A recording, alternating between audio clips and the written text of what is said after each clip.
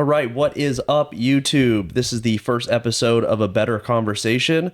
I'm Kyle Mason. I am sitting here. I'm blessed with the presence of, My name is Haley Kyles. And Chris Clement. and we are going to do election recap. We're going to talk about some things nationally and in Texas that kind of what the outcomes were, what lessons learned we can do from that, and kind of how we can move forward. We're going to dissect what everyone's talking about. We got a lot of talking heads saying a lot of stupid things, a lot of smart things too. So, Chris, do you want to take it away? Well, yeah, the point of what we're doing here is we just want to have good conversations with, I would say, educated but normal people. We're not politicos, we're not insiders, anything like that. We just want to have a good conversation with people with varying viewpoints within the Republican Party to be able to sort of understand where we are as a party right now, what just happened in the election, and what we're going to be doing moving forward. So the first thing I want to talk about is sort of the state of the nation right now, right? We had an election last Tuesday for Republicans on a national level in the state of Texas. Great outcome, great results. We're taking back the House, we're taking control of the Senate, taking control of the White House, taking control in everything down in Austin. So I guess what I want to talk about with Kyle and Haley are, what are some of the highlights for you on Tuesday and on what we saw on the national and state level? There's been so much positivity. I think the biggest thing for me was like reflecting back on the week before, was not giving in to all of the lies and really just propaganda. I'd start kind of getting those feelings for a minute of like doubt about the messaging, the ground game, the momentum. I really did, very, very rarely, but it did happen where I'd read these polls or I'd listen to these little clips of the legacy media, and I would be like, oh my gosh, maybe we have been doing this wrong, or maybe that is the wrong messaging, or, maybe the American people actually don't believe in this message. And just not even, really before 11:59, we knew we were going to win. However, Trump didn't come on stage until like 1:30, 2 o'clock. But I mean, it was delivered. Like, people did accept our message. People did accept our ground game. And again, the legacy media just showed up to be what they have been for many, many years, which are just liars. And that really was just the most significant thing for me for this election and why I got involved in politics. For me, I think the biggest takeaway for me was that the American people spoke. It was a clear definition of values and things that people are tired of being shoved down their throats. We're tired of them coming after children, women, or men and women's sports. It was a solidified win of, we're tired of this. And just the sweep of all the swing states was just the icing on the cake for me. So that's what I think that my biggest takeaway was just the American people spoke, and they're tired of the woke. So just kind of following up on a couple of those things, Haley, you talked about really the national race, the Trump race, the swing states. Obviously, a big core, or at least a big sought after core of the Harris Walz campaign was educated suburban or urban women. You fall within that general demographic. Would you mind talking a little bit about your response to the things you saw coming from their campaign? Obviously, it's not stuff that you would be susceptible to, but just how you sort of viewed that, given that you were supposed to be the target demographic. Correct. So trying to look at other sides as well. Like I kind of live in an echo chamber of who I follow on Instagram, who I follow on social media, and what I'm seeing and listening to the Daily Wire on a daily basis. But really I watched The View. It was horrible, but we got through it. And the rhetoric that I just kept hearing over and over and over and over again was abortion. Again, men and women's sports, and transing the kids. And I just don't think that I'm single, but educated white women with families don't want to hear that. They don't want their daughter changing in a locker room next to a post-pubescent boy. It's just, it doesn't resonate with the family. And for our listeners, our viewers, Haley doesn't have any cats. She has German Shepherds. She should have cats though. Cats really- are cool. Yeah, they're weird. I'm just saying the liberals have their crazy cat ladies. I think Republicans, we have our, we'll say resolute dog women. Yeah, dog moms. Dog We're moms, there. Just for the record, I am considering getting 2 cats. I've thought about it. I like cats. I'm a cat dude. I'm gonna be a single cat dude, but not men dudes for Kamala. Are you going to do White cat dudes dudes. for Trump? Yes, that's right. That's Maybe right. like some Vance whiskers on a t-shirt. That's right. Absolutely. So, Kyle, one of the things you talked about was sort of having your confidence in the ground game and having your confidence in sort of how the campaigns were managed sort of be, I guess, energized or confirmed by the election. Yep. Would you mind, one, talking a little bit about what ground game you're referring to, what your involvement with what that is, and how you think you saw that manifest itself on election night? Yes. So going back, I never really knew a GOP that had a ground game, right? Of course, they always did to some degree, whether it was, a fraction of what it was. But I'm on X, I'm on Instagram. I see the RNC decided to take a different track this year. Instead of in-housing everything, what they did was kind of create a competition between some very large organizations, TP Action, Charlie Kirk's group, and then like Scott Pressler, for instance, and killing it in Pennsylvania. This kind of goes back to War Room, Steve Bannon, precinct chair, getting people out actually in the streets, door knocking, registering people to vote. I never saw that from a GOP ever. So that was something that I saw happening. And I'm like, okay, generally speaking, this country is 50-50, whether it's, some control the House, some control the presidency. You see the splits, you see people winning or losing, these different House races by 1% or something.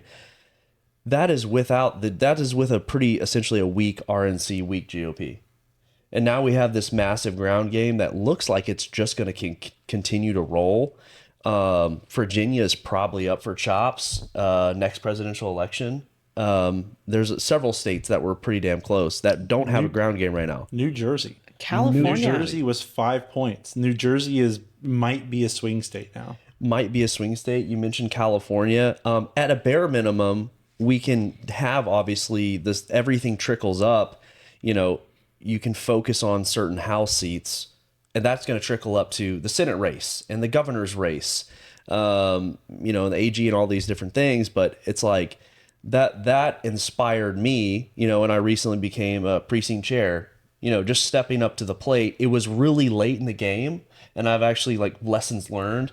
If you have a precinct and there's 1,500 doors to knock, you're not doing that in one weekend. So let me I want to slow down for just a second because I want to prevent us from talking too much politics lingo that the average person may not really be familiar with. So one, you talked about being a precinct chair and having a precinct. Would you briefly describe what that is for people listening if they may not know? Yeah. So if you don't know, every county, every party is going to cut up a county. Elections are run by counties. Every party is going to cut up a county by precincts, which is essentially a small neighborhood. Some precincts are, there's some precincts in Dallas that are literally one vote, right? And that's usually an industrial area or something like that.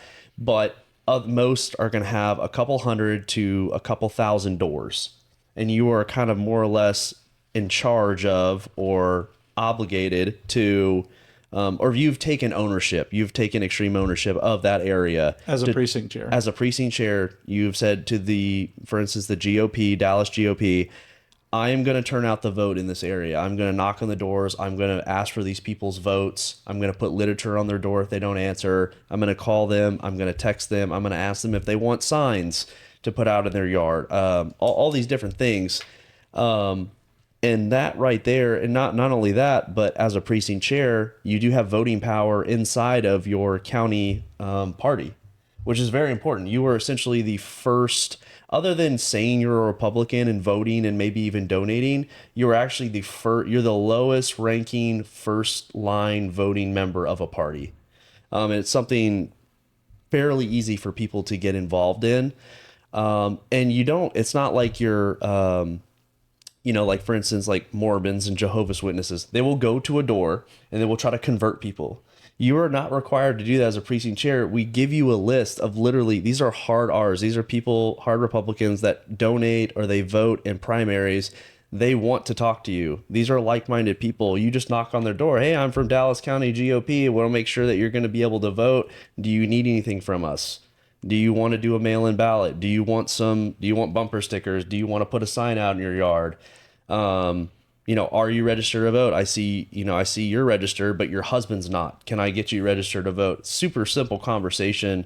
And you're meeting people, like-minded people in your neighborhood, so you don't feel like you're on an island, which the mainstream media very much would like you to feel. So, Or you live in East Dallas and you are the island.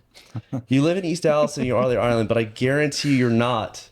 I guarantee you're not. There's other people that are voting for. I mean, if you look at the since we can download all this stuff, online, I've been looking at the spreadsheets, and it's just like, man, there's a lot of people there's more people voting Republican than I thought would be in Dallas County based off of what you see. And I'm going to be putting out something a little bit later that I've been typing up, but about has been psychological warfare in the cities against Republicans with the lack of Trump signs, Republican signs compared to relative to Harris signs or whatnot. Well, we're going to talk about that a little bit later. I actually have a little bit different theory on that. But one of the names that you had mentioned earlier that kind of seemed to get Haley's attention was Scott Presler. Mm-hmm. So, Haley, would you mind talking a little bit about who Scott Presler is and what sort of activities he was involved with? Sure. Scott Presler is a great guy. Met him personally. We've done some events with him.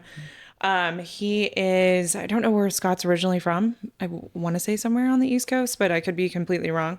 But what he did and what he kind of told President Trump and Laura Trump that he was going to do is that he was going to go to Pennsylvania and he was going to work on flipping Pennsylvania red. And he was going to go into the deepest, darkest blue counties and he was going to register Republican voters. And what he did is he chopped up 2020 and he went after low propensity voters. So voters that don't typically show up for your primaries, that may or may not show up for your generals, but tend to lean Republican by whatever measures that they are taking and looking at those voters in Pennsylvania. And so he was able to go after the counties that Trump barely lost. And he was able to register enough voters to get him over the finish line in those counties. And then he was able to go work with the counties that Trump severely lost. And he delivered those. And he went and worked with the Amish community. The Amish community could possibly, once the numbers are finalized, I think there's something like 80,000 Amish voters in Pennsylvania.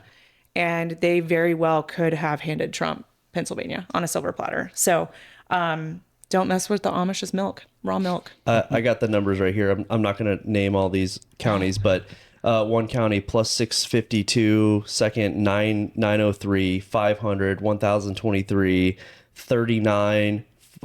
Next county, Lancaster, 4,177, Lawrence, 1,567. And just to this is what Kyle's looking at, how many more votes in those counties that we got in 2024 than what we got in 2020. So yeah, just get that one small tactic of like, hey, I can just mail you a ballot. You don't have to come here with your buggy, and you don't have to I'll mail it to you. You mail it back.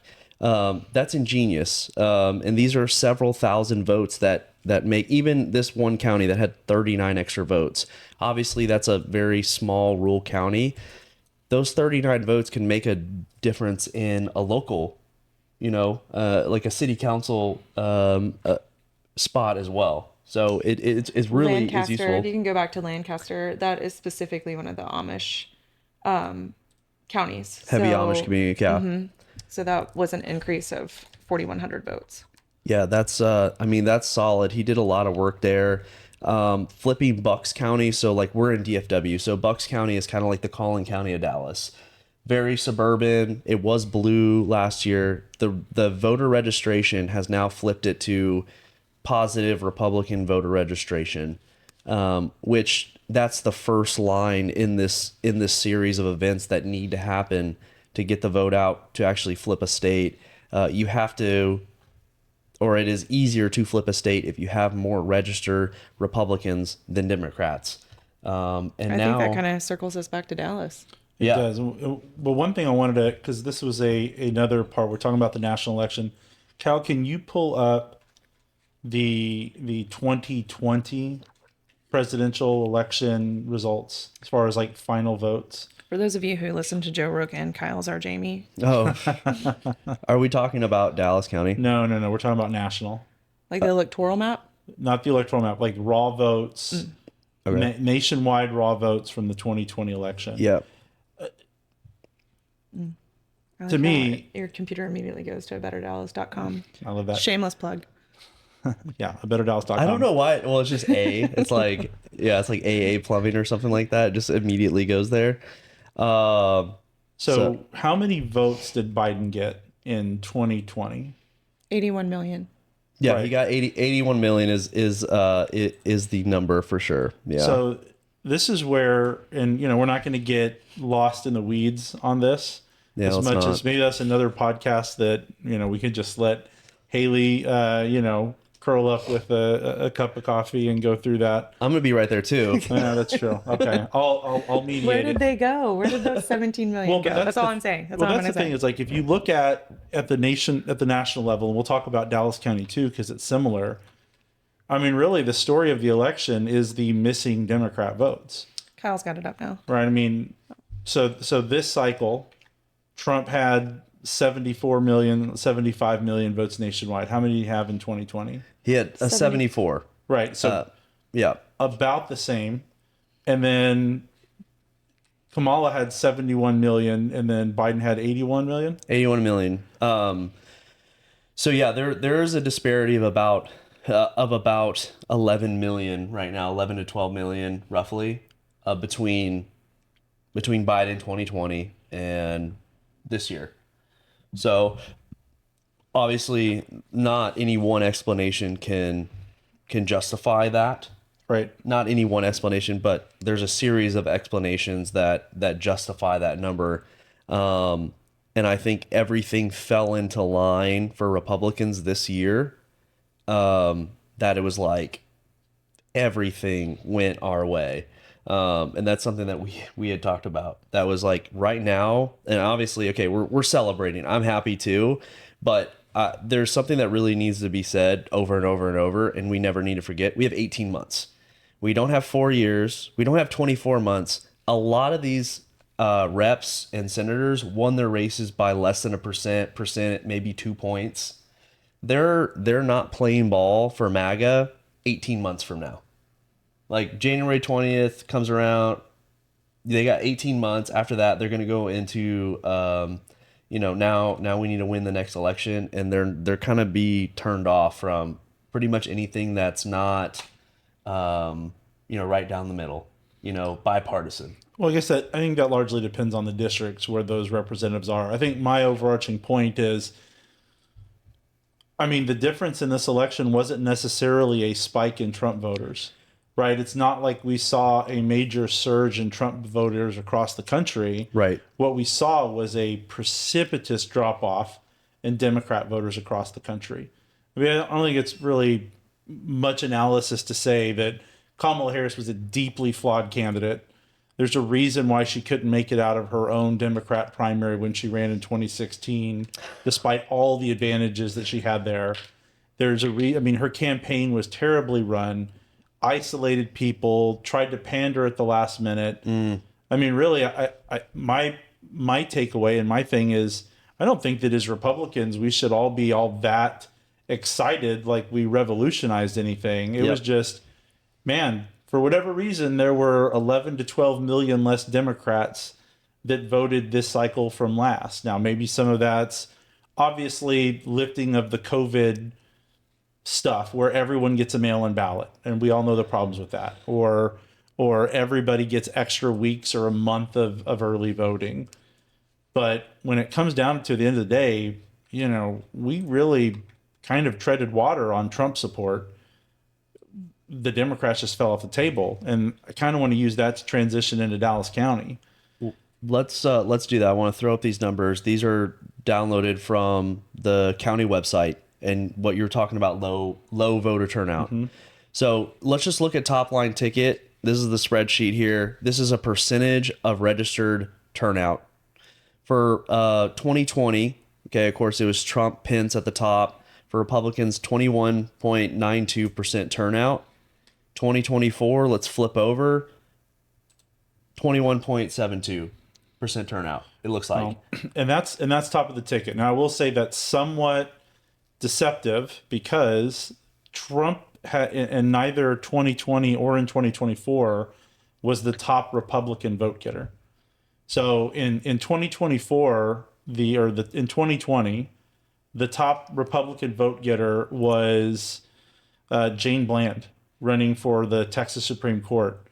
She had 337,000 plus votes, almost 338,000 votes, which I think Trump had like 307,000-ish votes in 2020.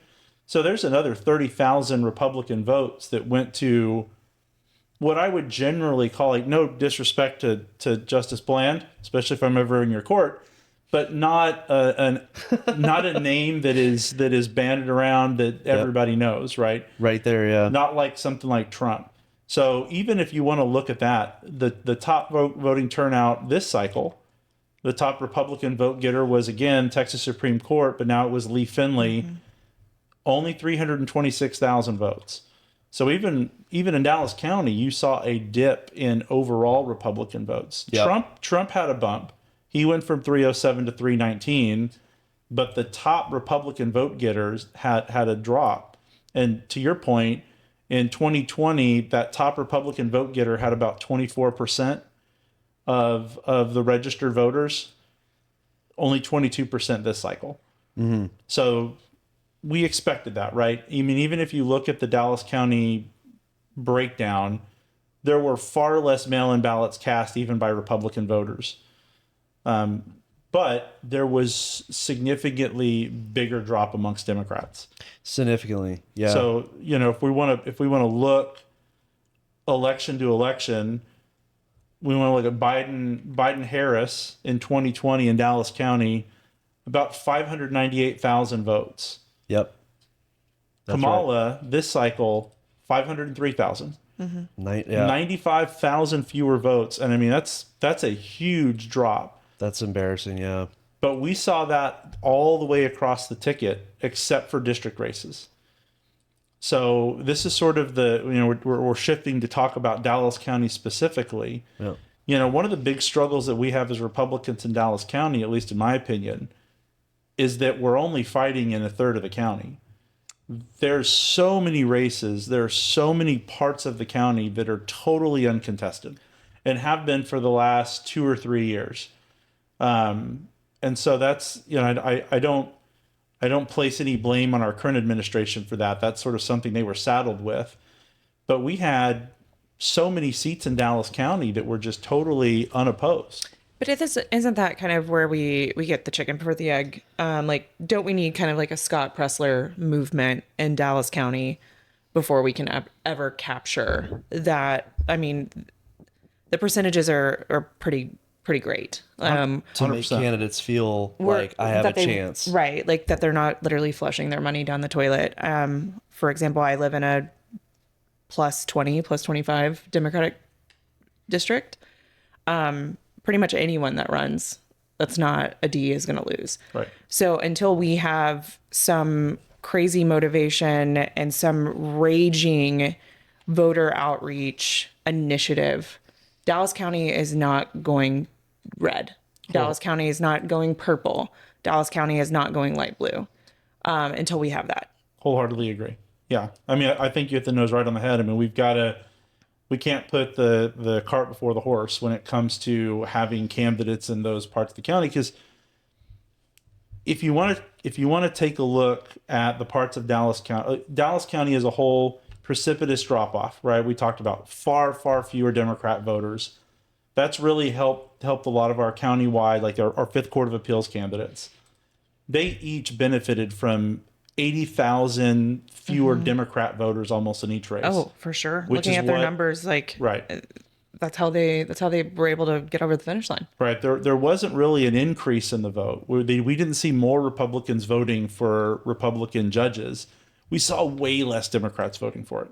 Right. But to your point, if you look in the districts in Dallas County, you look at House District 105, House District 115, House District 108, 112, 113, places 114, places where there have been contested elections, we didn't really see a drop off in those districts.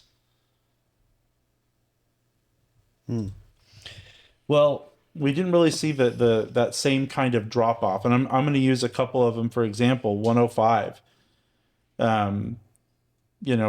the Republican candidate. Now I'm comparing this to 2020, so we have a little bit of a change in Dallas County when we're thinking about our races. It's hard to compare it to the 2020 election because we had redistricting. Yeah. So a lot of these districts look entirely different. The only real numbers Sure. we have to compare them to are 2022. But if you look at House District 105, for example, Rose. Rose candidate, Republican candidate, she narrowed her margin. She did slightly better than the Republican did in 2022. Mm-hmm. But we didn't see a big drop off in Democrat votes there. We saw more Democrat votes. And what area? Remind me, and everyone, like kind of what area 105 covers? So House District 105 is largely in the Irving area. Okay. Yep. And then the other one is House District 115. Which Yeah, was, because I mean, Rose lost by 3,800 votes. right. Yeah. I think she was our closest House candidate. That's why when people say, "Oh, my vote doesn't count," like, yeah, when you look at the top ticket, there's 150 million votes. But like this right here, if you lived in this area, your weight on your vote is worth so much more. I mean, to your point, that's 8 precincts working their precincts.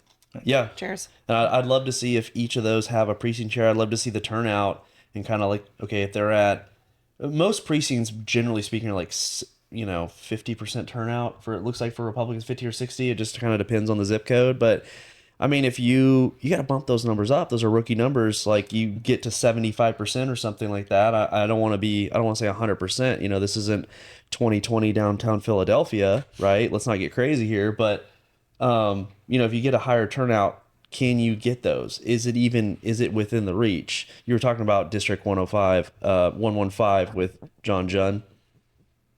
Right. Well, one of the things that I wanted to hit on quickly, and this is more of a quick hitter than it is a discussion point, you talked about how your vote can matter.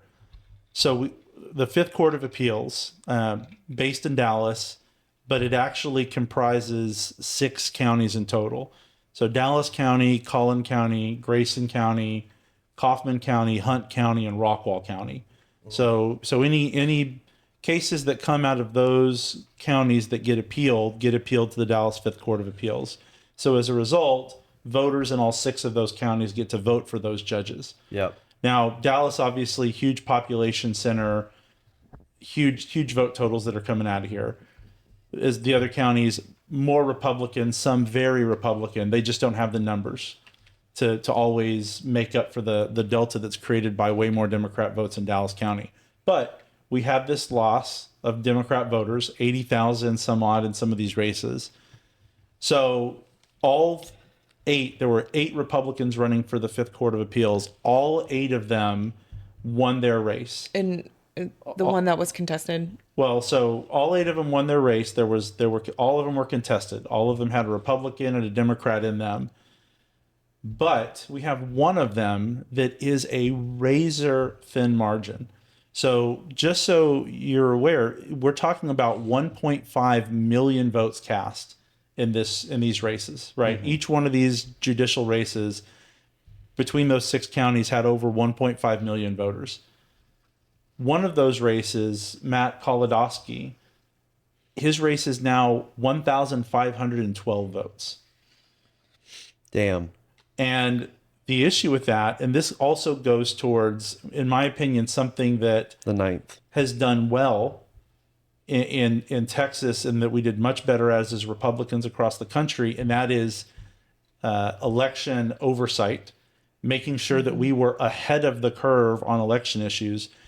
Because right now, Dallas County and some of these other counties are still considering provisional ballots.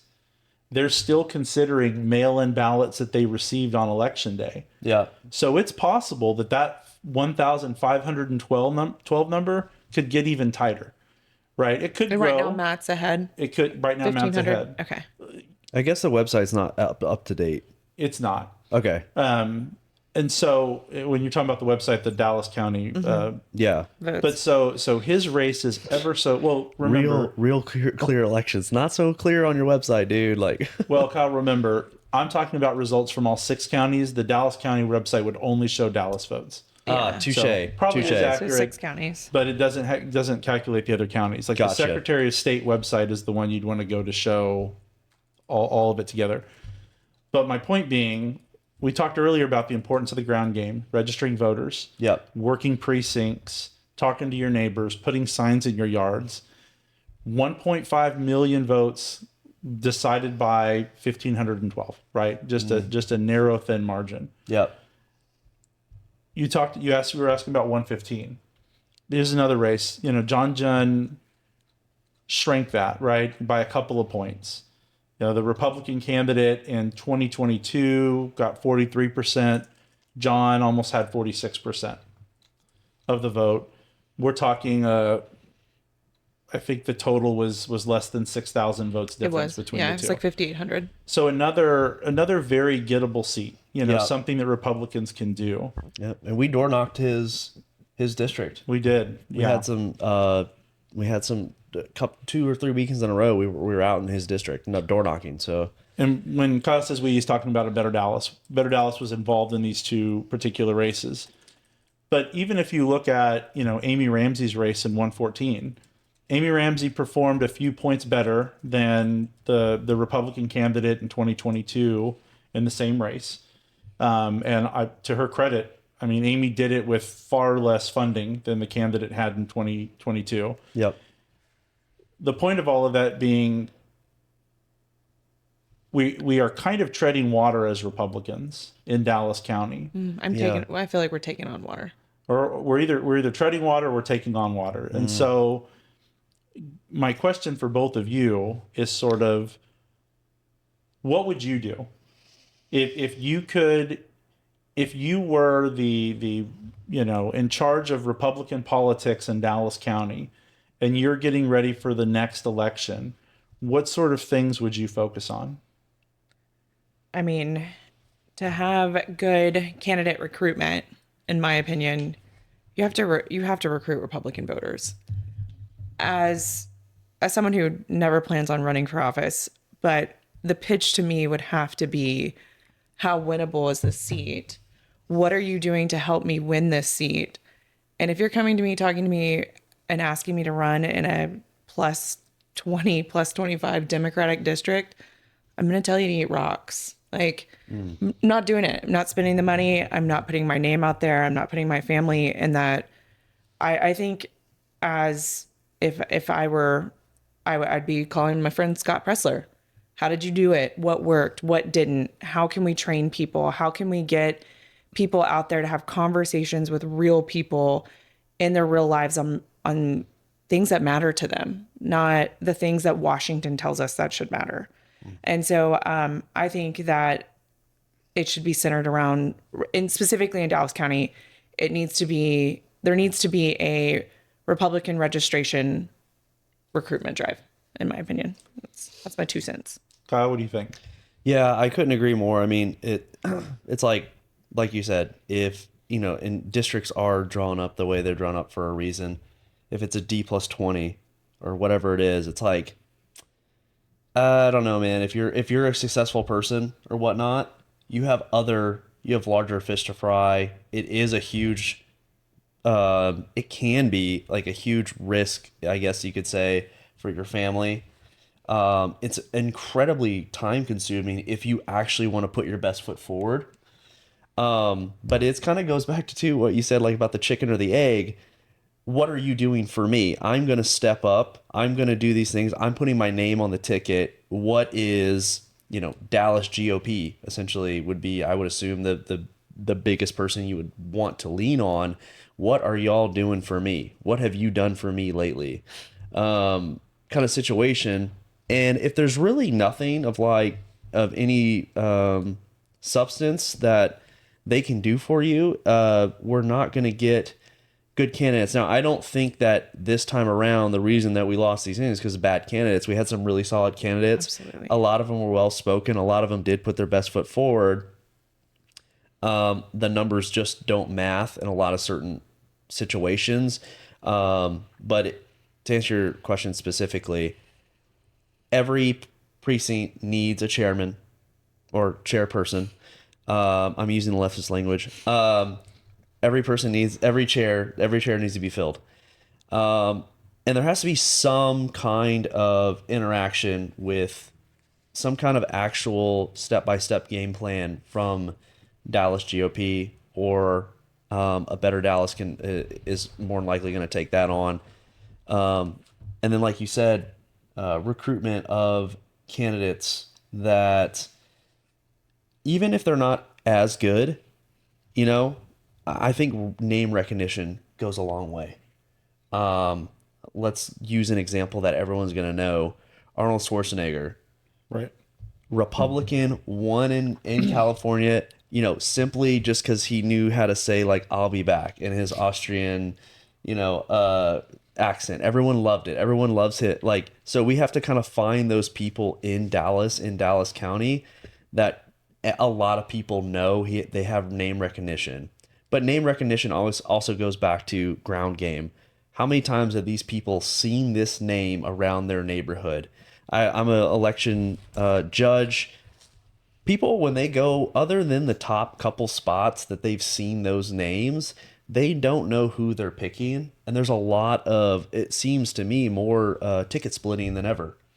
Yeah, and kind of to piggyback on that comment, Kyle, this election specifically in Dallas, we had how many propositions? 21? Oh, it was 20. so many. 21. And to be perfectly honest, I mean, I Better Dallas put out voting guides and whatnot, but when I went to vote, there was no one at the polls. There was no poll greeters.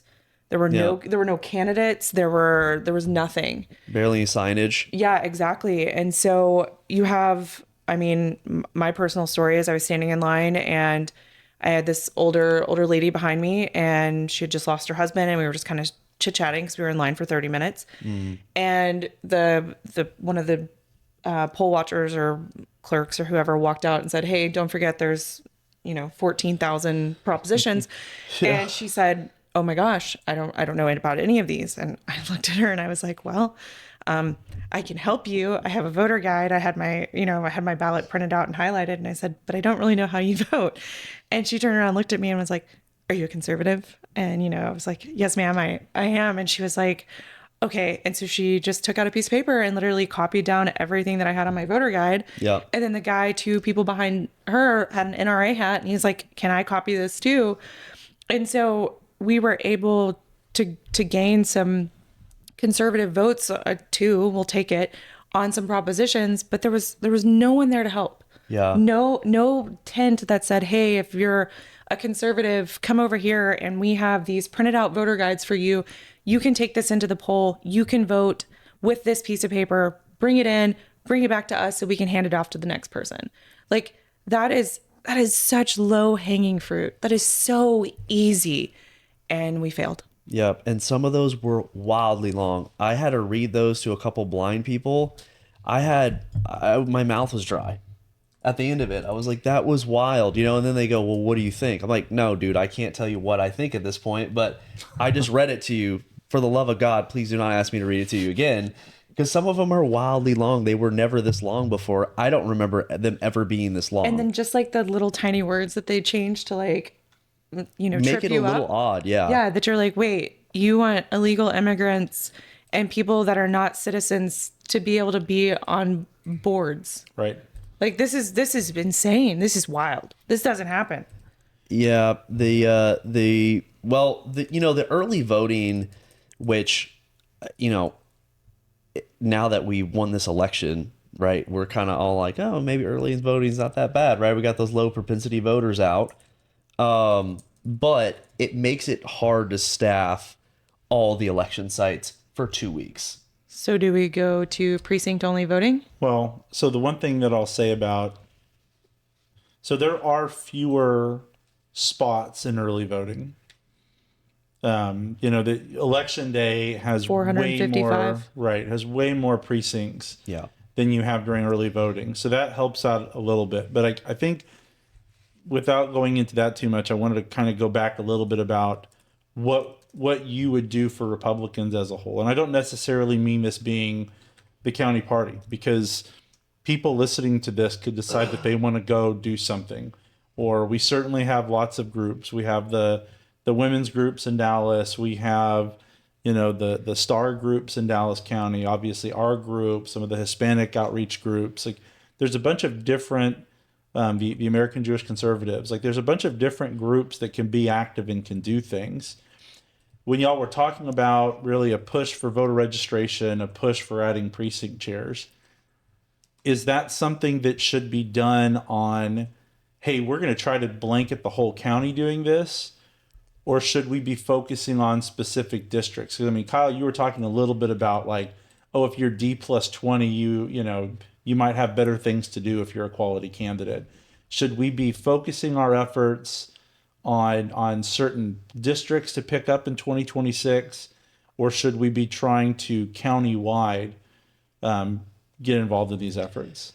I think you take the low hanging fruit. I think you find which seats, like we were just talking about Rose candidates. It was less than 3,000, 2,800, something like that. There are 3,000 more Republican voters in that district. We just have to find them. We just have to not only find them, we have to get them to the polls.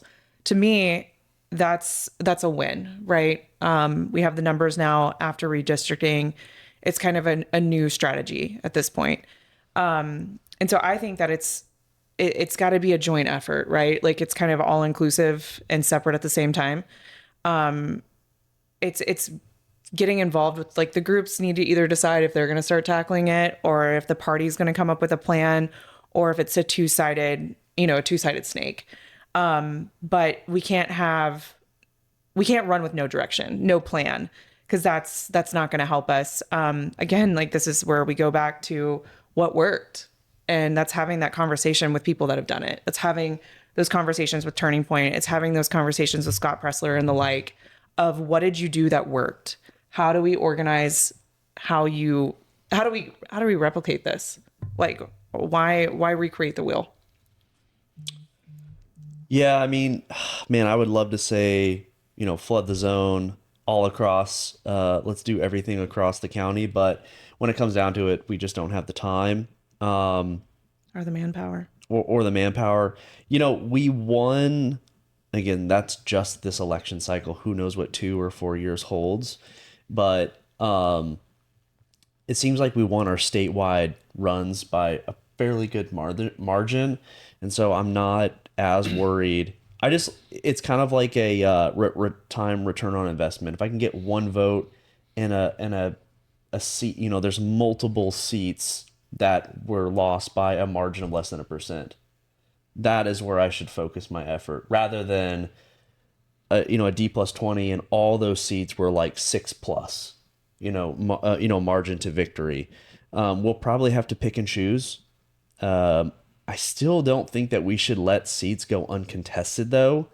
Even if we just find people that are like, hey, why don't you run in this spot now? You're going to lose, but you're going to get a lot of experience, right? It's Build kind a of website. build your website. Like, it's kind of like, it's an apprenticeship in a way, or internship rather, in a way of like, hey, look, what right do you have to step up to an R plus 2, 3, 4 district of any type if you haven't, busted your chops somewhere else. Well, and I mean, thoughts on this, but should we be thinking like, if we were hearing names of people that might want to throw their hat in for something, shouldn't people running for office now kind of be mentoring? Like, is there a book? Is there a guide? Is there we're just going to tell you to jump in. We're not going to tell you when you have filings due or this, that, and the other. Like, where's their guidance? Like, you can't ask someone to jump in and completely upend their life to Playbook coming to you soon. Well, I mean, shameless plug. some of that we have been doing with the Better Dallas, right? Yeah. There are definitely candidates that we've worked with on different things, be it messaging, be it hey, how do you handle your finances? How do you handle a recount? Things along those lines that we've been able to counsel different people on. Possible recount, not actually a recount, to be clear.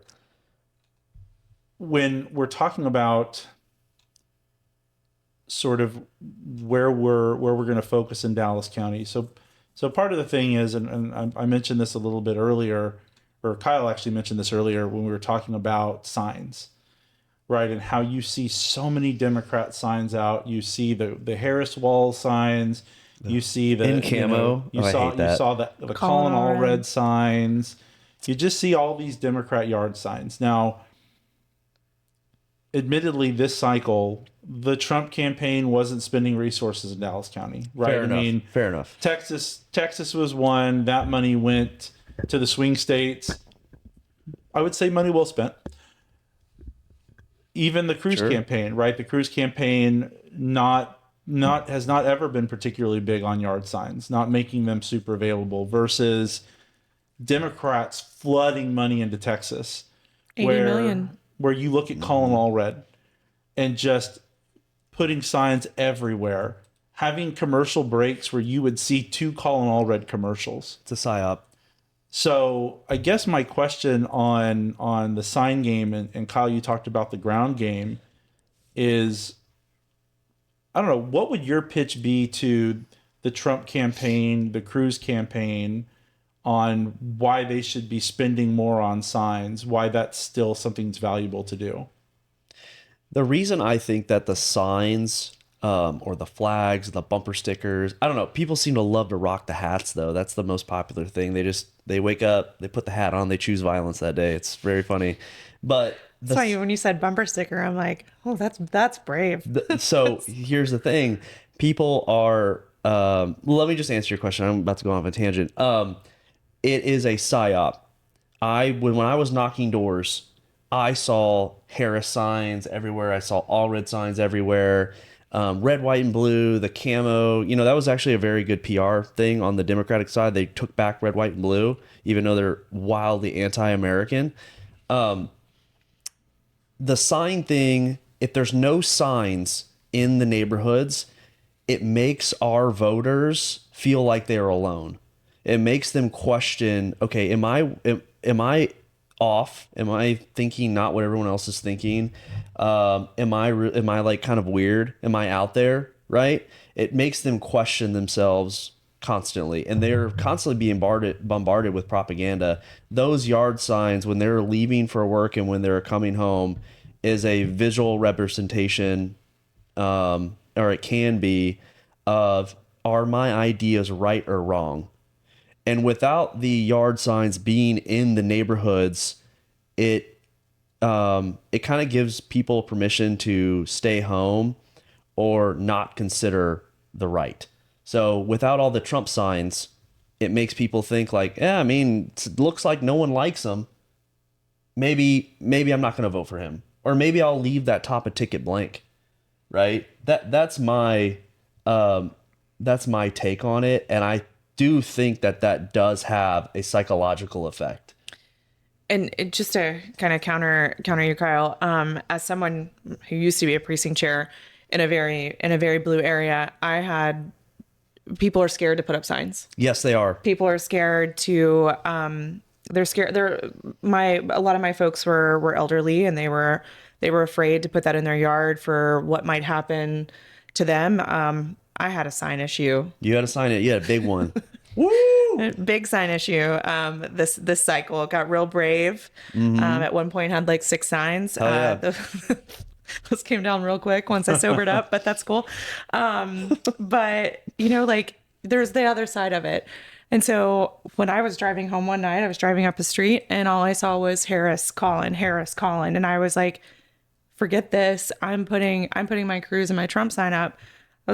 Lord, did I know that it was going to become like a debacle or the police were involved, but here we are. But I was trying to be that corner lot in Dallas, in East Dallas, that was like, I had so many neighbors stop by when I was walking the dogs and be like, you're really brave. You're not alone. You're not alone, but also like you're really brave, which also then made me really nervous because then I was like, if they think I'm brave, what do they know that I don't know? Like You're David and Goliath. Like, what's coming over the mountain? yeah, like are they throwing poisoned meat over the fence to my dogs? Like I don't know what's happening. So yeah, I completely agree with Kyle, but I also see just because I lived that reverse side of it. Yeah. Of people being afraid of retaliation. And that just goes to show how crazy the left has become. Wild. I couldn't imagine walking onto someone's property once, let alone twice, to steal their signs while being on camera. When the floodlight comes on and it's like, hey, buddy, I got you. And he's just like, I don't even care anymore. See you later. So yeah, I see both sides for sure. So it was funny because like when I'm looking at my list, I'm block walking around, I'm looking at my list, hard R's. Hard R's almost never. There was a few Trump signs and flags. I'm not going to say there's none. But I will say this. In place of a Trump sign, they chose Angie Chan button instead.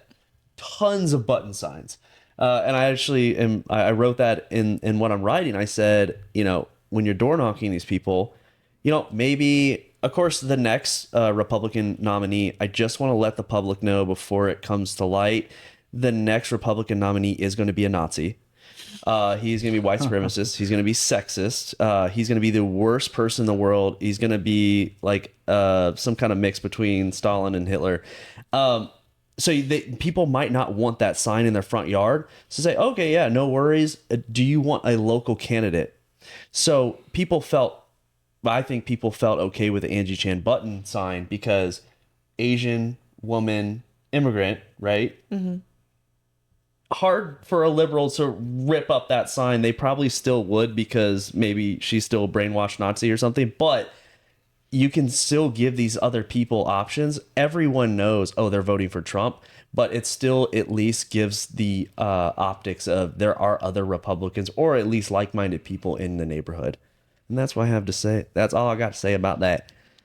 I want to make sure that for posterity's sake, you are saying that the next Republican top of the ticket presidential candidate will be branded at all of those things. Correct. Not that you are advocating for a client with those qualities. Obviously. Okay. I'm just telling you what the legacy media is going to say. There you go. Hopefully okay. the next time that we have a presidential election, the legacy media will either be bought out by Elon Musk or will no longer exist. Well, here we go, podcast. We have the biggest headline that I have not seen yet is that Kamala Harris actually concedes to Hitler. That's really what should have been the top of the ticket. And this video just got flagged. Yeah. I'll edit it out. So, all right. Anyways, that's my take on signs. You don't let your people hanging out there, and that is a responsibility of, I think, the county party, just kind of letting their voters kind of hang out in the wind. 3 sheets to the wind. Am I alone? Well, I think your point on, the candidates that are down the ballot. We talk about down ballot candidates. Obviously, the president is the top of the ballot, first name you see, and then there are all the other races that are further down your ballot when you go to vote. Mm-hmm. When it comes to somebody like Angie Chin Button, when it comes to somebody like Morgan Meyer, use those 2 names specifically because they both comfortably won their seats in Dallas County. At the same time, those 2 candidates aren't always the most popular in Republican activist circles. So we talked about candidate recruiting a little bit earlier. What are your thoughts as far as when we're recruiting a candidate or when we're value stacking? What are we looking at for a candidate? how do you suggest balancing fidelity to specific conservative principles with electability in a particular district? I mean, Reagan said it best, right? We'll agree on the 80%, 70%, fight about the delta later. I don't remember if it was 70 or 80%.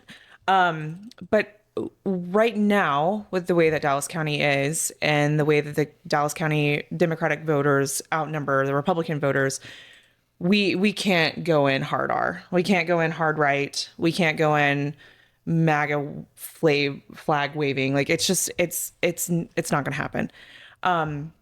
So I've seen these candidates that hide the way that they truly feel, which I think is it does a disservice to the voter, right? Like we want to know who we're voting for, whether they're saying it behind a red cape or, whatever. But we're not there to where they can openly run. I think that there has to be, I feel like America right now is center right. America is not far right. Center, or like they literally, America is center right. I think that we need the candidates that are center right. We need the candidates that value, current anything that comes to money. They need to be very fiscally conservative. There's the word I was looking for. And then I think that it goes down from there. But again, they have to just be center right. They cannot be far right, or you're just not getting elected in Dallas County, no matter how great you are. Even, I mean, the goal would eventually be able to elect conservative Republicans in Dallas County. Absolutely. Just for the 2026 election, we've got 6 months Right. for municipals. Right. Like we've clearly seen from the numbers that hell, I would take someone over my city council representative that's 50-50 right now, because mine is literally insane far left.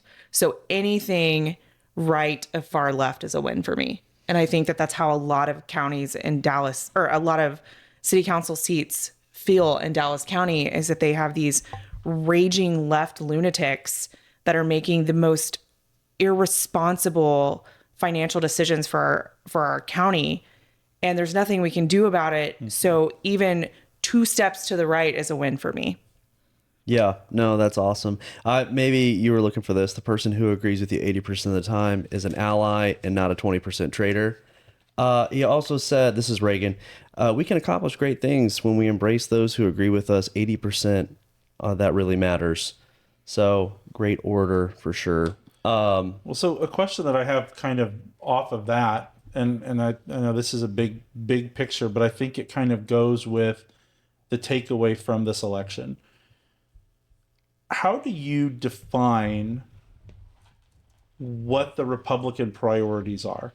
Right. And I use this I asked this question in a general sense. Obviously, as Republicans, we have our state convention in Texas, and we'll vote on what the legislative priorities are. We'll vote on our platform.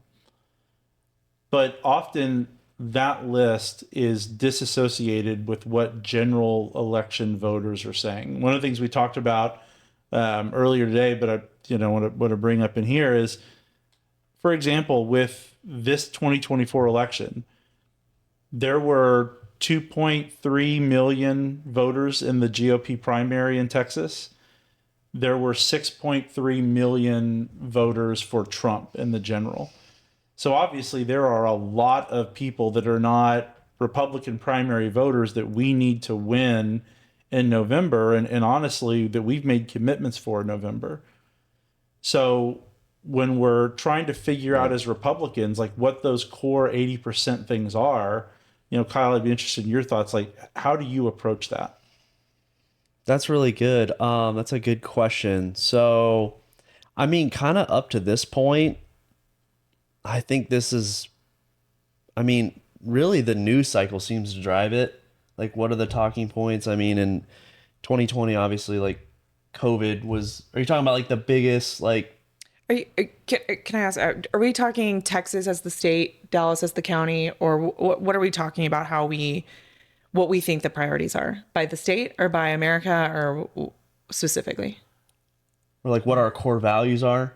I would say it's more of a core value Okay. question. Okay. And sort of almost a question for y'all is, and like I said, I mean, this is the point of the point of this, discussion, this conversation is to try to talk about what rank and file Republicans, not, consultants or policymakers sort of think. So like you as an individual, Kyle, how do you look at, what are the core things you define somebody as a Republican as? Yeah. Well, it's funny because that has changed so rapidly over the past, since 2016, essentially. What I see as a Republican now, and I guess that's really, I think actually most people project what they want onto their candidates. Like most people project onto what, like Trump, for instance, what they think he is. So I think that he's like anti-war. We're kind of the anti-war party now. Now which that Liz Cheney left. well, yes, that was epic. They're so excited about her, though. They can Oh have her. God. Well, they're probably not going to ever bring her out again. But it's okay. They have retirement money from Halliburton. So anti-war. I still think that like the core, even going back to like or the early 2000s, I still think economy.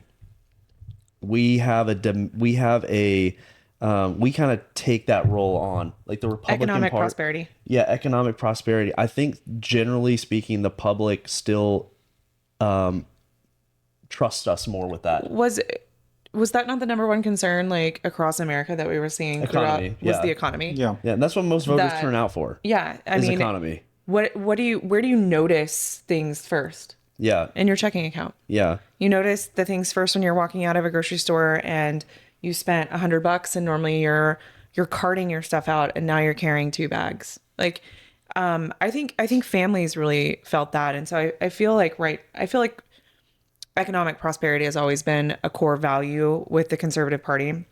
I also feel like it comes with family values. yeah. I think a core Family value values. is extremely important when it comes to family. I think it's very important. I think the Republican Party also kind of traditions, American traditions. Yeah. I think those are very important to us when it comes to the military and respect for the flag and things like that. Very like, red, white, and blue. Yeah. yeah, like I think that those are kind of core values that drive the way I think the family, having that as the center stone really drives like how we deal with the whole woke issues. And I think that those did not resonate with people. And I feel like right now we have a really great opportunity to seize on those moments. It all goes back to like what you said, the family. So like all these fringe kind of woke issues, I think the GOP and our talking heads have done a really good job of relating that back to the home and to the family. And that's been something that has changed recently. Like we're getting better at messaging about those issues. Since Laura Trump and them took control of the RNC, the messaging has been spectacular compared to previous administrations, in my opinion. So one of the, if I could jump in, one of the, I guess, interesting tactics that I've seen the left take is I would say, we didn't mention it, but I would say that defenders of individual liberties is another sort of core Republican idea, right? Censorship, yeah. The First Amendment, the Second Amendment, really the Bill of Rights. Yeah. This is the core stuff that we try to protect.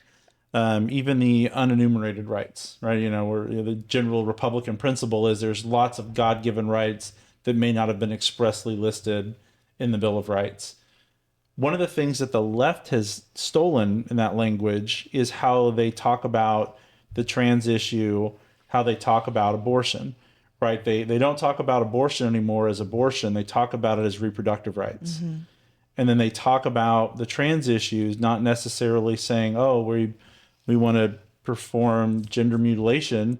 It's we want to protect hey, it's between them and their doctor. We're trying reaffirming care. Right, affirming care, your rights to how as Republicans, and honestly, like those are issues that didn't prevail for the Democrats. Well, the Democrats are really good at wordsmithing. Right. They're very, very, Changing very good definitions. Yeah. at tweaking the smallest little word to make it mean something completely different. So to the average person that's not immersed in their echo chamber or in politics on a daily basis like we are, they read that and they don't notice anything. And then the next thing that they know, their 4-year-old is identifying as something else and is taking Yep. medications that it's literally come out that will never be able to reverse. Right. So I completely agree. Like, I think that's, they're really good at that, but I think we're getting better. And there was a point in time that the Republicans were, I don't know if scared's necessarily the right word, but you had the left over here doing all their lefty crazy things, but we were taking such a hard stance at no, that there was, again, no center. And I'm not, take it as you will. There is a center, right? There's some caveats and some things, and I understand that. And I think that we can't take that hard line on everything, but we also can't adhere to the crazy. And so I think that the Republican Party really fought fire with fire. And again, I think the American people live in the middle. And so I think that's why literally I believe that the Dems only had abortion to run on this cycle. Like that's all Colin Allred told me was abortion, abortion, abortion. And a lot of all the other speeches from other states and Kamala as well. And it didn't resonate. Like, I'm sorry, but as a woman with those organs, I am not voting just for that. I'm voting for all the other things that is so far down on my list that they forget that women actually care about other things. Well, you talk about messaging. I think one of the most effective examples of Republican messaging on the abortion issue was J.D. Vance. Mm-hmm. So the whole idea, and this is something, so as a lawyer that deals with constitutional issues regularly, this has always been something that struck me when reading the cases, but Republicans don't talk about, is the abortion issue is about two sets of freedoms, right? It's not just about, like, and J.D. Vance talked about this. Of course, as Republicans, we recognize that you have the freedom to control your own body, to make your medical decisions, bodily autonomy. Sure. But on the other end, when it comes to the abortion issue, you also have another human life and you have a right to live. And so it's that sort of conflict between those two rights where it's, okay, this baby has a right to live. The mother has the right to control her own body. As a society, we have to make a value choice. And where do you fall on that? How do you value those two competing liberties, those two competing freedoms? Mm-hmm. I thought that was a great way to talk about it because, number one, it definitely humanizes the choice that a woman has to make. And, as easy it is to vilify people in the abortion debate, I think as Republicans, as conservatives, like, we have to treat people as humans. You have to treat everybody as with that sort of love and compassion that Christ would call for you to talk to them about or talk with them or approach them with. And Vance doing that, I thought was fantastic. Yeah. And I was really disappointed that he got some of the backlash that he did, that he didn't take a harder stance. And, me and my little echo chamber of the Daily Wire, they really made the comparison of like Trump being the bomb and JD Vance being the scalpel. Yeah. Like, Trump is the one that goes in with a bang, and Vance is we had to show that Vance was different. We can't have two of the same people. We need that balance. And I think he did a really great job of showing compassion that these decisions are hard. These decisions are not taken lightly for, I want to say 99%. I pray that it's 99% of women, that these decisions are hard, and they live with them. I'm sure they live with this every day of their life, and they have to, especially if they're any type of biblical or Christian or anything like that, like, that is some heavy guilt that I cannot imagine. And we, as not as Republicans or Democrats, have to show grace to that. And I think that when we get so far divided with the Democrat or Republican decision on abortion, we forget that there's a person that's making this decision, and there is a child. Like, we don't know all the aspects of it, but we're so bad at not showing grace in that. And it's disappointing because those decisions are gonna be made one way or the other, and we forget sometimes that the people making those decisions are just that, they're people.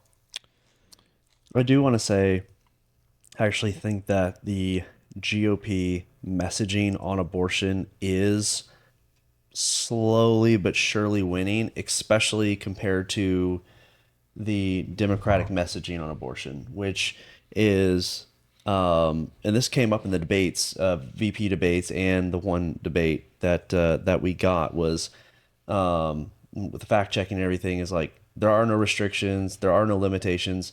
I remember back in the early 90s when I was born, it was safe, rare, and legal, right? And everyone's like, okay, you know, and I think that we're actually going to win on this issue. You know, I think we're going to win on the messaging and the issue, taking stances like that. And ultimately, if for instance, you know, the pro-life movement, it's very hard to say pro-life, or pro-choice or pro-abortion. It's very hard to use those terms because now there's just so much difference in them. But if you're trying to save more babies, let's say, you're trying to save more babies, right? Everyone loves the babies. If you're trying to save more babies, the path that the GOP is going on with the messaging is ultimately going to save more babies. And I think if we keep that up, just like, for instance, you know, Biden won women by 15%. Harris only won them by 8%. And so you kind of could keep seeing that trend going down and down. I don't know about you, but one message that I was worried about was the early voting turnout. Remember that? Oh, women are showing up there. And it was like, and all I could think of was like, oh yeah, we're going to lose on the abortion issue because that's what the midterms kind of depleted. This red wave was the abortion issue, and Roe had just got turned over. But really, it wasn't that big of a loss as much as it could have been. Mm-hmm. And this goes to show is like, actually, women aren't all about this legacy media messaging about they say that it's a woman's choice. I think most women would say, well, it's a woman's choice, but like, dude, some of this stuff is wild that they're saying, and they get turned off by it. So I think the GOP should continue down this road of their messaging. I mean, listen, my controversial take is that if women lost this election for us, just over abortion, take my voting rights away. Peel the 19th. Hot take. Let's go. Peel the 19th. Well, hot take. Banned again on YouTube. You're welcome. But I think along that line, and it's another question that I have, and it's more of what we want to see moving forward, right? So Kyle, when you were talking about the abortion issue, it was a very practical, solutions-based approach. Yeah. Right? You want to save babies. Yep. What steps do we need to take right now to maximize the number of babies that can be saved in 2024? Is that sort of fair? Yeah. So with that in mind, thinking about, you know, during Trump's election night speech, one of the things that really, really rang true to me was the idea of his administration was going to be promises made, promises kept. Right. When it comes to a Trump administration, what sort of things, or in Texas, with us having control of the governor's mansion, the House, and the Senate, what are some of the things that you want to see Republicans do with the authority that the American people just gave them? You can take a bathroom break if you'd like, because this is going to be a while. Oh no! Why don't we get your high point so that Haley can get hers as well? 10,000 foot view, and there has been since the election, there's been some really great ideas thrown out there. The biggest thing would just be an overall Schedule F government downsizing of the bureaucracy. You look at the election, pull up DC, and see how DC votes. 98% vote Democrat. The year before was like 97%. Those are the people that are actually running our lives and running this country. They're unelected. They don't go anywhere. They stay there for 30 or 40 years if they get a GS 16 plus or whatever. Those are the people making the decisions. Those are the people making the laws. that shouldn't be making laws, and the Supreme Court has said as much. Like, hey, these laws are not legitimate because they're not made by elected officials, and we can't fire them. So, I think a downsizing of 70-80%, I think that would be good, giving these people early retirement. We've seen it done in the military, not only in the United States, but other countries will give people early retirement to downsize. Why is the Department of Agriculture inside of Washington, D.C.? Send that stuff to Iowa. That's what Elon said. Yeah, exactly. And then, like, for instance, like Homeland Security, like, well, we have a huge security issue on our southern border. Why not move that to Arizona? These are places that could use an economic boost. And then the second one would be the military. I think. Hold on. I wanted on that point, on that being the first thing that came to mind. Yes. So we just talked about messaging. We talked about the things that matter to voters. So I want to take this as an opportunity because I think a lot of Republicans would agree with you. I think a lot of hard R Republicans, as we've been calling them, would 100% agree. Let's go drain the swamp. Let's downsize, whatever you want to use. According to Pew, top 5 issues for voters in this election. Number 1 is the economy. Yep. Number 2 is healthcare. Number 3 is foreign policy. Number 4 is violent crime. And number 5 is immigration. How do you message your number 1 priority of let's downsize the government to a voter that is a general voter that's concerned about those 5 issues? Yes. So I would say that Trump, the right, got a mandate through this vote. In 2016, 17, 18, 19, 17, 18, 19, 20, Donald Trump was constantly hindered from getting things done. Well, I want to remember when Trump was elected in 2016, Republicans controlled the House, the Senate, and the White House. Absolutely. He was also fighting Russiagate. Right, but so my question is if this is Kyle talking to your average voter out there that's like, look, man, I just want money. Trump just told me he was going to fix the economy. Mm-hmm. What does this like major downsizing of the government, how does that help me buy cheaper groceries or cheaper gallon of gas? So I would say this, just very short, if I'm on a doorstep, I would say we have to downsize the government because let's say if you go and vote for Donald Trump, if you don't get rid of those bureaucrats in Washington, D.C., they don't agree with Donald Trump. They're not going to vote for Donald Trump. They're not going to implement any of his plans. They're going to hinder him every step of the way. And then I would say, for instance, the border wall. Every foot that he tried to build of that border wall was hindered in legal arguments, funding issues, and you can kind of go down the list. Well, you talk about Bannon. Bannon would tell you the problem was that Trump spent the first 2 years of his first administration not asking the Republicans in the House and the Senate to fund the border wall, didn't send over a budget until the Democrats controlled the House and the Senate after the midterms. Yep. So again, like this is going back to the stuff that we talked about earlier. Like, how do we tie? This is something that we as Republicans want to see happen.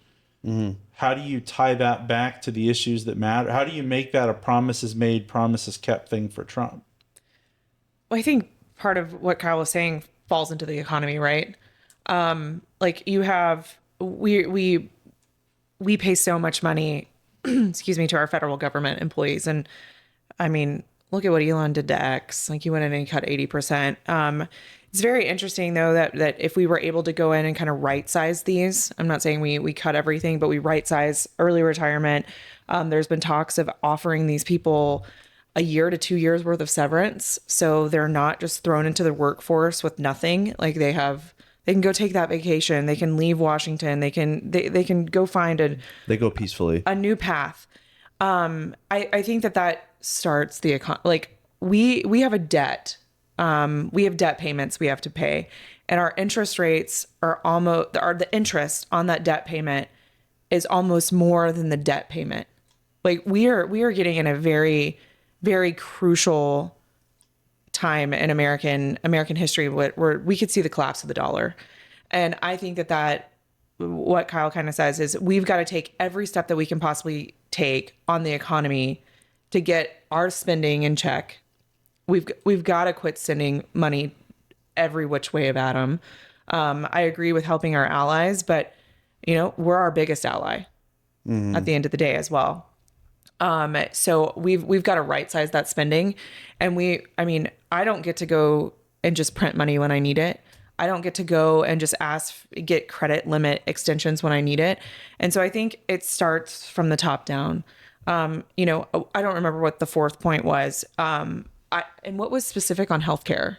It's just the issue. Okay, so that's not an issue that crosses my mind very often. I'm lucky in that aspect of working for big tech.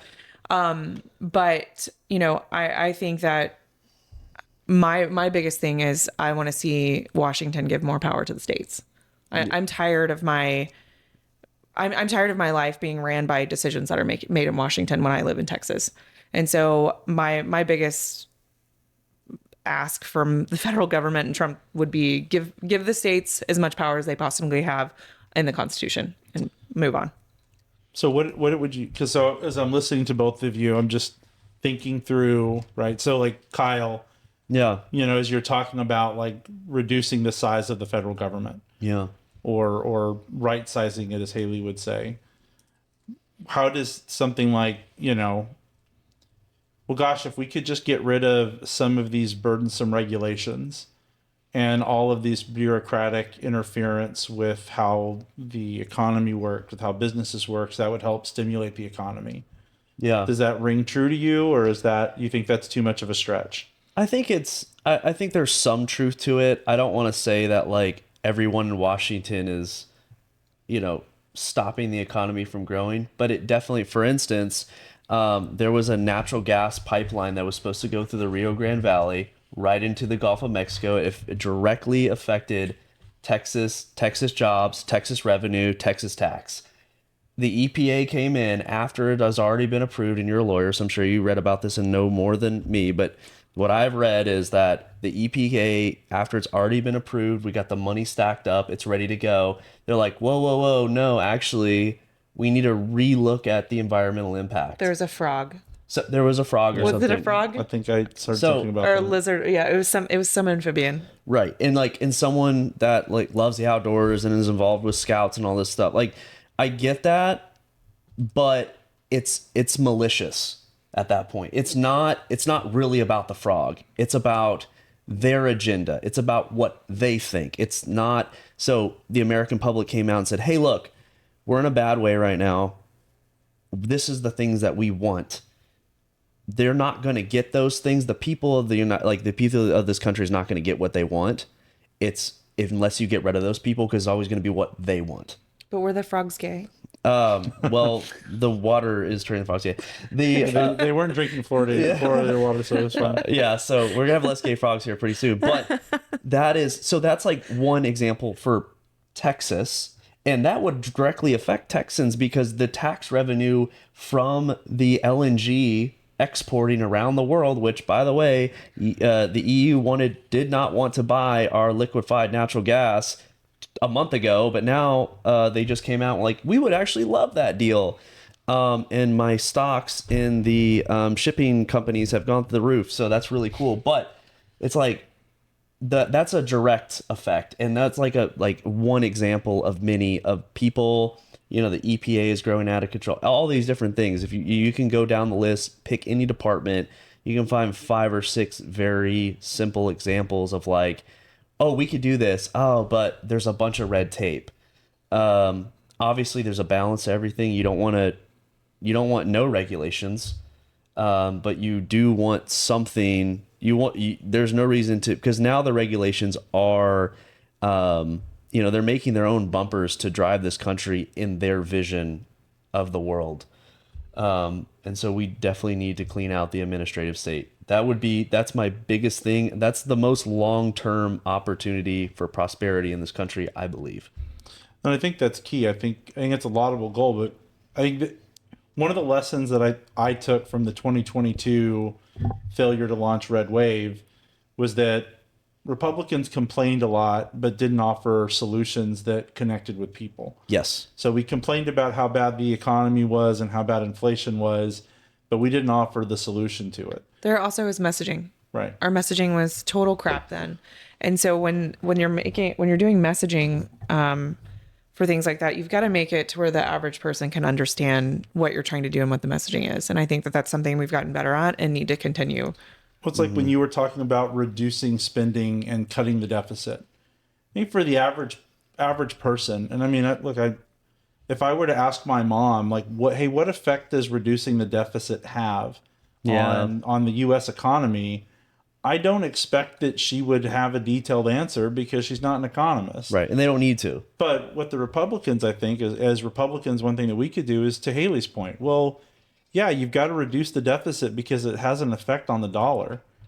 And if the dollar devalues, that's what causes inflation. That drives inflation. Your groceries are more expensive. Your gas is more expensive because our dollar's worth less. I mean, does anyone even check their 401k anymore? Right. I do. It's the only thing that gives me hope. But yes, I mean, you can go down the list. I mean, I think that something that would stick more with people is, yes, the economy, and like, okay, how would Trump do that, or how would the right do that? I hate making everything about Trump, but he is kind of like, I mean, he did drag a lot of these people across the line this time around, right? Maybe that wasn't the story in the midterm, but who really knows? I would say, well, tax cuts, right? Like that would kind of be like the biggest thing that you could lean into. Like, hey, a tax cut, no tax on tips, getting rid of tax on overtime, the employment tax, Social Security. Social Security, yeah, not paying tax. So I mean, those are things like, those are just campaign promises as of right now. I don't see those not getting through the House and Senate, even with, I think that would get bipartisan support. If those got brought to the floor, that's the trick. If they're smart, that's bipartisan support. Right. And if it's not, it goes both ways. But yes, I mean, those would probably be the easiest things. Like if we're talking about just like talking to like your average voter that's just trying to exist and live their life, and watch, Sunday football. I think like that's the best thing to kind of talk about. I would say those are the key things. But secondary, more deeper would be administrative state. We could talk about foreign policy. We could talk about foreign aid. That would be a big one. That one gets me every single time. Just absolutely makes my blood boil. The guns that we sold to Ukraine are now like being found in Denmark and stuff for crime organizations and whatnot. So, yeah. And again, I don't think that message was like, if I'm at a door, I'm like, hey, did you know that we sent over guns to Ukraine and we found them in Denmark at a, organized crime network? Like, I'm like, dude, I don't care. Why are you at my door? Like they're going to slam the door in your face. Don't talk about that. But, it's just the endless failures of that city that I think reside with people. Well, different city. Haley, what are some of the things that would be on your bucket list with the new Texas legislative session? Property tax. Oh, yeah. More property taxes. Is that what you want? Yes. Yeah, all the property taxes. Please make it to where I have to leave my home. Yeah. No, so, I mean, we had the biggest, quote unquote, the biggest property tax decrease 2 years ago. I think my property taxes went down almost $600. But living in the wonderful city of Dallas, all they did was, increase the rates on the schools. So my property taxes are even more than they were before the tax. Like it's insane. So I would like to see regulation on that, or some sort of, I know Texas is talking about a lot of things with the surplus and possibly taking the tax that we pay on our property taxes for schools, if school choice pass, anything. So I'm looking forward to that. I would really like to see what we're doing for cybersecurity and what we're doing to protect the grid. With Texas being, one of 3 grids in the United States, I think it's really important for us to protect our grid, not only from cybersecurity attacks and blackouts, but for weather as well. So those are the kind of key priorities that I'm tracking at the moment. Yeah. That's awesome. I love the property tax is outrageous. And I'm a real estate investor. I work with real estate investors, and people are like, at this point, although, Texas DFW is considered one of the hottest markets for real estate investment, not it's the property taxes aren't, they're a hindrance to real estate developers though, right? They're a hindrance to people buying and holding land, buying and holding and developing land. And just people that are going to maintain, buy and hold apartments, right? Where Kamala Harris like, oh, I'm going to build 3 million more units. Nowhere did she ever specify. First of all, we already build 3 million units a year. Did she say she's just going to take that number and call it hers, or we're going to build 6 million a year? Now you're going to double the output. Where are you going to find all those people to build the homes? Where are you going to find the materials? All those things. No one She ever. let them in. She let them in. Okay, but the materials alone, how are you going to find that much material to build these houses? No one ever pushed her on that topic. You're not going to be able to find enough lumber to do that in 1 year. So that is the taxes are a huge thing. The border, which we got to give Greg Abbott some props here for actually using the National Guard, using Texas state funds to finally put up some razor wire, take control of the border. Because just like we talked about with the administrative state trying to build the wall, oh no, you're not going to do that. Okay. Because we have this. They actually went and sold parts of the border wall that were not constructed for pennies on the dollar. Really think we need to go back and buy that from those people. Well, Texas actually bought the land in front of that area that was bought by the federal government. There you go. We bought the land in front of it and started building in front of it. There you go. That was an Abbott move. That is great. I really do like that. So there's only so much we could do as a state, but I think that is the right move to do that. Water, I think, is also a serious issue that we need to address in the state. Especially That's why out we west. Moved the border for Oklahoma. Yes, yeah, they just did that, right? They just moved the border. Is that true? I didn't read that. Yeah. I just saw the headline. I was like, no, I'm just gonna keep going. We probably took the Red River back. We're like, you don't get any of this. So water is going to be a huge thing, but school choice, it's going to be property taxes, or the property taxes, the border property taxes, and school choice is for me. I think giving parents the ability to pick and choose where they go, and getting away from the public school system, getting away from supplying the teacher union with an endless amount of money that they can feed into Democratic Party is going to be a massive blow to them, and it's going to empower parents to give them the type of education they want for their children, not just based off the zip code, but based off the choice of where they want. And the Democrats really are kind of holding their demographic hostage. You only can afford to live in a C or a D class neighborhood, based off the rents and everything like that. You're going to be sending your kid to a really bad school where they're going to be they're going to get involved with bad kids that don't have their parents around, and they're going to be influenced.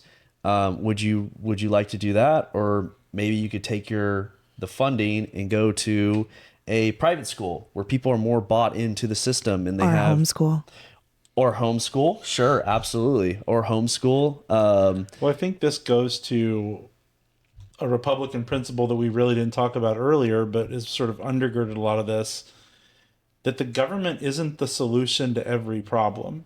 No. And I think something that the left has done from really, FDR through LBJ, through all of that, is it has progressively made the government more and more the solution to everybody's problems. Yep. If something isn't working, if you don't like something that's happening in society, the government is supposed to step in and fix it.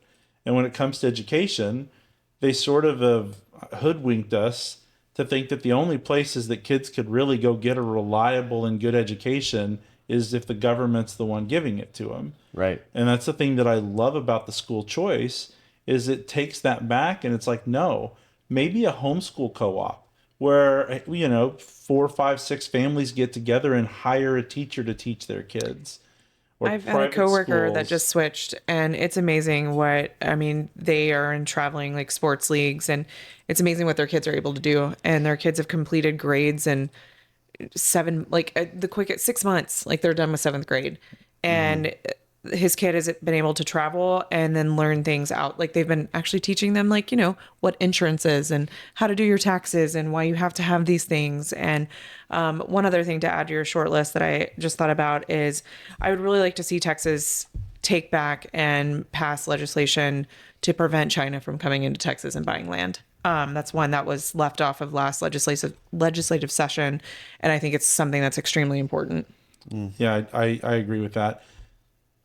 One of the things I want to note, sort of getting towards final thoughts here is there's a lot of really hot button conservative issues that just haven't been discussed, right? When you think about something like, these are Republican Party of Texas legislative priorities, like a ban on taxpayer funded lobbying or a ban on Democrat chairs in the Texas legislature. Mm-hmm. And without touching on the merits of either one of those priorities, to me, I think back to the conversation we had earlier about like what actually matters to voters.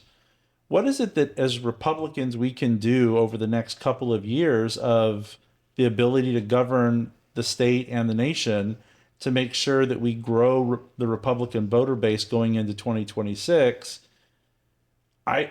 Some of the issues like that we tend to fight about, that we tend to spend a lot of attention on, I just don't think really matter to your 6.3 million Trump voters in the general election. Those are internal fighting. Those are the people that are in the echo chamber that live this and have conversations and run packs and things like that. Those are the conversations that they're having. The regular voter, they don't care. Obviously nothing wrong with people that run packs. It was my plug. They don't care, right? Like they're looking at a bigger picture. I think it goes to right now, Trump has to be promises made, promises kept. Trump has to get into that office on January 20th. And he's got to make some major changes and reversals of policies that have been destroying the American people. And I think it's a trickle down effect at this point, especially living in a red state. Like Abbott has to almost copy paste what Trump is doing, and every governor of a red state should be doing the same thing if it's working.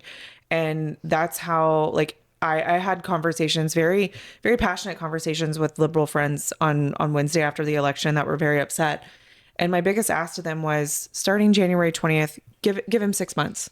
Let's see what happens. Let's see if you even, in not mainstream media, but like, let's actually sit down and have this conversation in 6 months and see what he's actually done, what he said he was going to do, what he did, where we're going, how we're looking. Like, is the Russia-Ukraine war still a thing? Is Hamas still bombing Israel? Is that still a thing? Is China coming to the table? Like, where are we at with tariffs? I'm ready to see all of them.